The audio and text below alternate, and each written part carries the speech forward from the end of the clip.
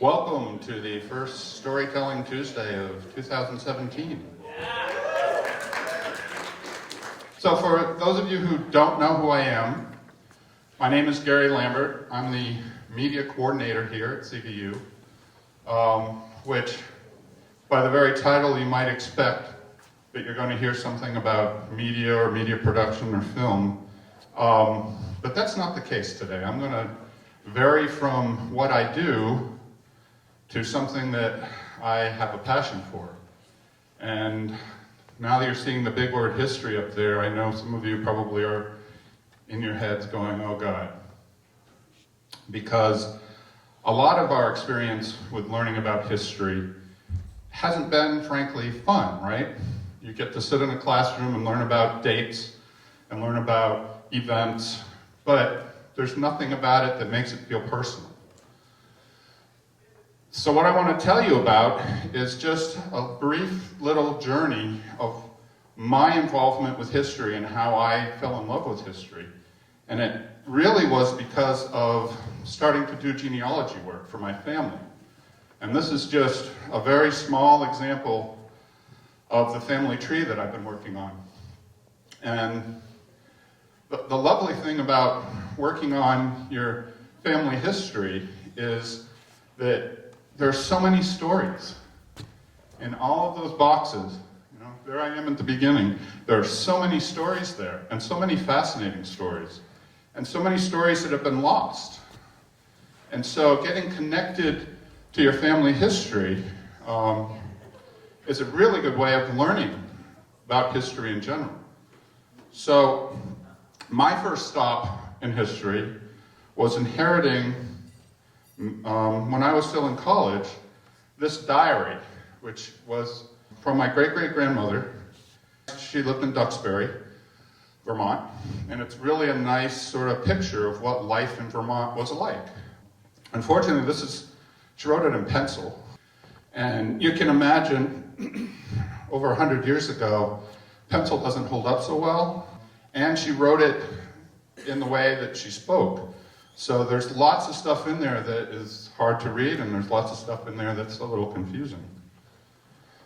What I thought I'd do is just read what she wrote in her diary for January 10th, 1902, just to give you a sense of the kinds of things that she was talking about. It is some cloudy and snowed some. Grady washed the baby and dressed it. I finished mending Dan's mittens, mended 4 of them, swept her bedroom and parlor, combed her hair, and got her meals. Washed breakfast dishes. Ruth sleeps with me. Comb Ruth's hair every day this week. That was her entry for today. Just to put it in perspective,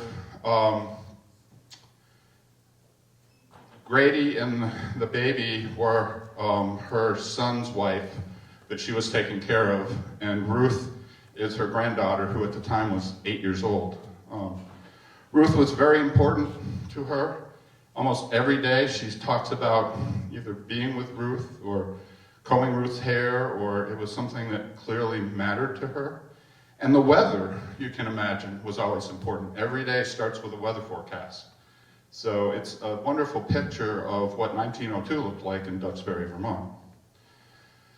The fascinating thing, and the fascinating story with her, and her name was Mary, is that she was a country healer.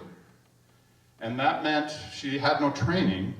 And I learned about her through family stories that have been told down. She would go around the area and heal sick people.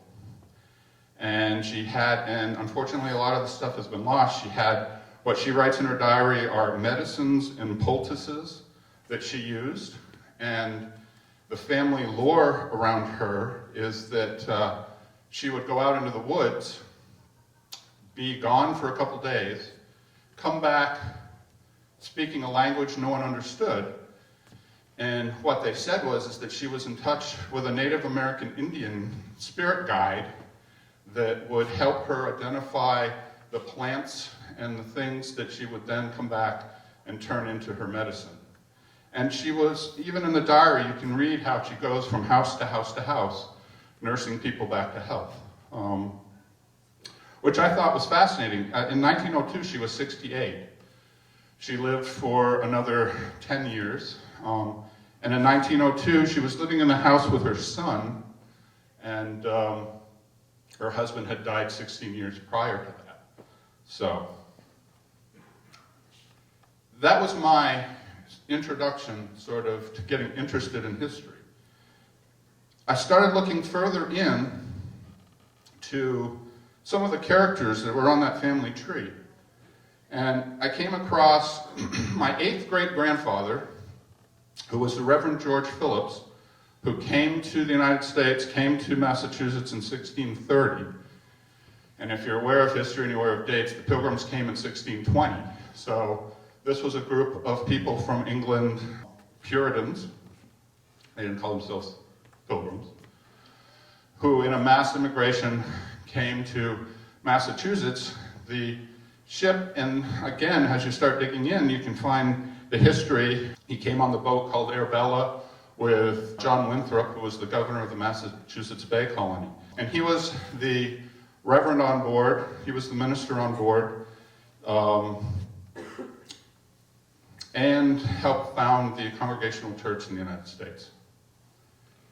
Fascinating story. These are all stories. As I dig further in to my family history, again, history of the United States, I find Rebecca Town Nurse, and she's my 9th great aunt.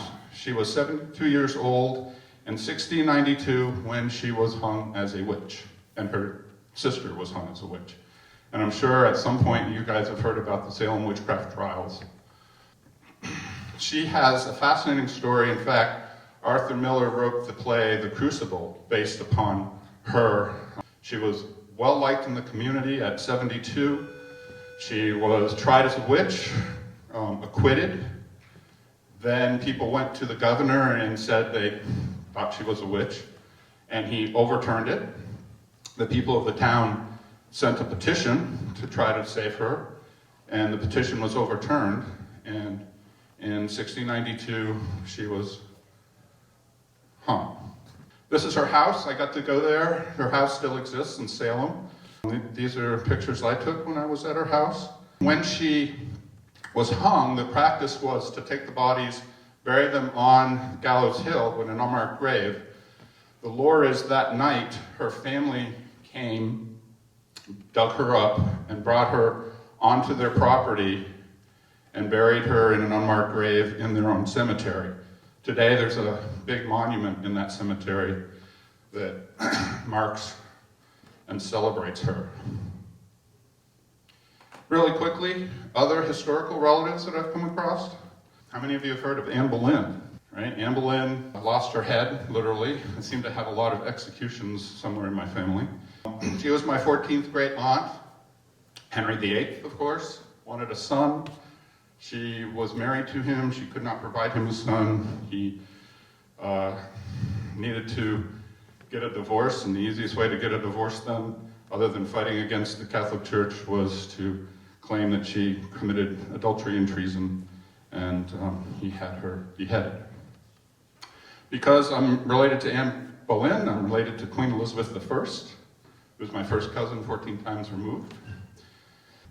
I'm going to jump to Sir Thomas, who was the Esquire to Henry VII, who was my 13th great-grandfather, and his castle in Wales still exists and is actually still held by the Phillips family. The point of all this is that I learned about history through these stories, and that's why stories are so important.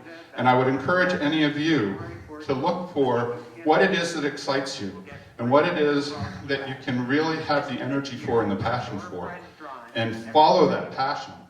It's led me, this is just a quick snapshot, you can imagine with all of those boxes, there are so many stories, and that's just on one side of my family. I didn't even cover Lambert, which is French, and has lots of history in Quebec City and through Canada as they moved into Vermont. Fascinating way to make history come alive, and I would really recommend, if any of you are interested in genealogy, it's not just about family history, it's about history. And it's a wonderful way to get connected to the history of the world. Thank you.